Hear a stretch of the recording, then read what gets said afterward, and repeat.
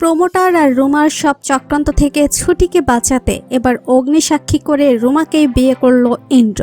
প্রতিজ্ঞা ধারাবাহিকে দেখা যায় আশ্রয় বাড়ি থেকে ফিরে এসে রুমাকে ফোন করে ইন্দ্র। সে রুমাকে এক্ষুনি দেখা করতে বলে। ইন্দ্র প্রচণ্ড মদ্যপান করে ভাবতে থাকে রুমা আসলে আশ্রয় বাড়ি দখল করার জন্যই তার সঙ্গে ভালোবাসার নাটক করেছে এবং তাকে ফাঁদে ফেলেছে। রুমা ছুটি, অভি ও আশ্রয় বাড়ির ক্ষতি চায়। রুমার সব কিছু ম্যানেজ করার জন্য ইন্দ্র বাড়িতে আসতেই তার সঙ্গে আবারও নাটক শুরু করে, কিন্তু ইন্দ্র বুঝতে পারে সবটাই রুমার অভিনয়। রুমা ইন্দ্রকে বলে, ইন্দ্র বিশ্বাস করো আমি তোমাকে খুব ভালোবাসি। কিন্তু ইন্দ্র রুমাকে বলে, ভালোবাসা? আপনি আমাকে কতটা ভালোবাসেন সেটা আমি বুঝে গেছি। মনে মনে ইন্দ্র ভাবে আজকের পর সে আর আশ্রয় বাড়ির দিকে রুমার নজর পড়তে দেবে না, ছুটিরও কোনো ক্ষতি হতে দেবে না। ছুটি তাকে দাদা বলে রেখেছে, তাই সে ছুটিকে নিজের বোনের মতোই রক্ষা করবে।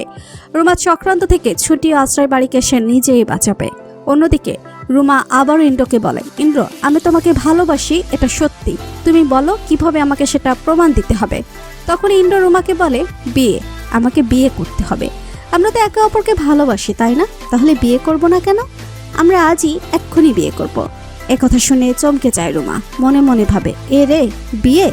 এই লোকটাকে কিভাবে বিয়ে করব? ও তো আমার জীবনে ভালোবাসার মানুষ নয়, আমি কারোর সঙ্গে কমিটেডও নই। কিন্তু এই লোকটাকে বিয়ে না করলে তো সব কিছুই হাতছাড়া হয়ে যাবে, আশ্রয় বাড়িও হাতছাড়া হয়ে যাবে। তাহলে এখন কি করব? দাদাকে সবটা জানাবো নাকি এই লোকটাকে এখানেই শেষ করে দেব? রোমার মনের কথা বুঝতে পেরে ইন্দ্র তাকে বলে, কি হলো রোমা, বিয়ে করবে না আমাকে? আপনি না আমাকে ভালোবাসেন? আমরা তো দুজনকে ভালোবাসি, তাই না? তাহলে চলুন, এক্ষুনি আমাকে বিয়ে করতে হবে। এই বলে রুমার হাত ধরে তাকে মন্দিরে নিয়ে যায় ইন্দ্র।